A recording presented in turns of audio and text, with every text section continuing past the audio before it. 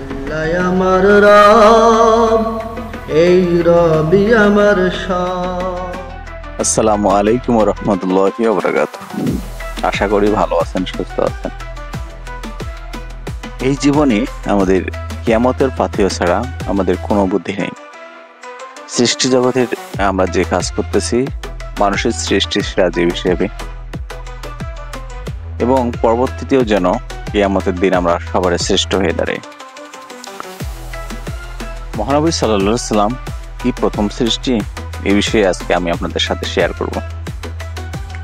মহানবী সাল্লাল্লাহু আলাইহি সাল্লাম সৃষ্টি জগতের প্রথম সৃষ্টি, এই কথাটি প্রবাদের মতো মানুষ ছড়িয়ে পড়েছে। এমনকি এ নিয়ে বহু কাব্য গান রচিত হয়েছে। কত গল্প বয়ান আজকার যে আছে তার কোনো ইয়াত্তা নেই। এমনকি বহু যুক্তিও তুলে ধরেছেন ওয়াজ মাহফিলে। শ্রোতারা শুনে কাঁদেন, হাসেন। এইসব গল্পগাথার সঙ্গে যদি আপনি দ্বিমত কখনো করেন, কিন্তু নবী সাল্লাল্লাহু আলাইহি ওয়াসাল্লাম যে প্রথম সৃষ্টি সেটা মানতে কখনো কোনো প্রশ্ন জাগেন।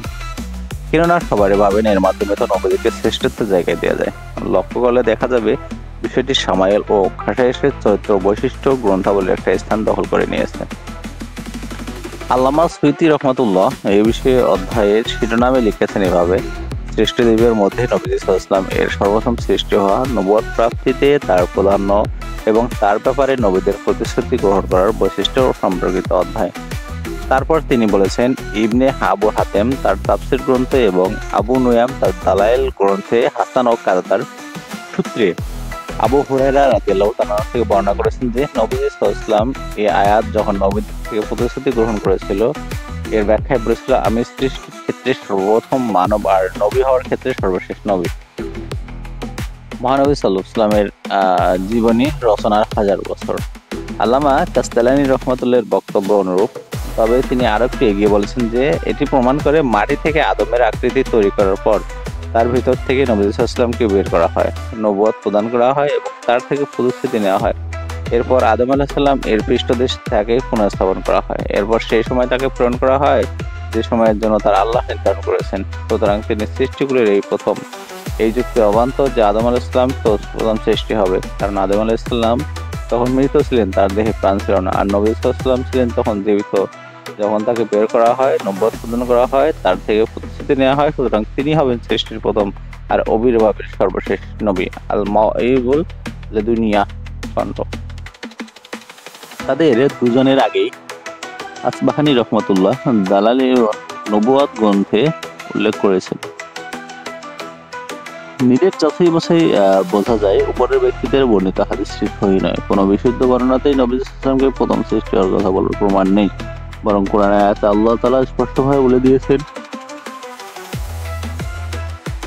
আদম আলাইহিস সালামকে মানব জাতির মধ্যে প্রথম সৃষ্টি করা হয়েছে। এমনকি শয়তানের সৃষ্টি যে তার আগেও হয়েছে সেই কাহিনী বেশ ভালোভাবে বর্ণনা করেছেন। নবী সাল্লাল্লাহু আলাইহি ওয়াসাল্লাম যদি প্রথম সৃষ্টি হতেন তাহলে ইঙ্গিত দিয়ে প্রসন্ন হবে আল কোরআনে তার স্থান বিচিত্র ছিল না, যেখানে কোরআন এই পর্যন্ত বলেছে মুহাম্মদ তোমাদের কারো পিতা নন। প্রখ্যাত সিরাত বিশেষজ্ঞ সালেহ মাহমুদ শামী লিখেছেন, আশ্চর্যের বিষয় হলো এসব বড় মাপের আলেম ব্যক্তিত্ব কি করে হাদিসের বিশুদ্ধতা যাচাই না করে সিদ্ধান্ত দিয়ে দিলেন যে এ জাতীয় পর্যালোচনা পেশ করলেন। যদি তারা হাদিসের শুদ্ধাশুদ্ধি যাচাই করতেন তাহলে তাদের পরিশ্রম সার্থক হতো।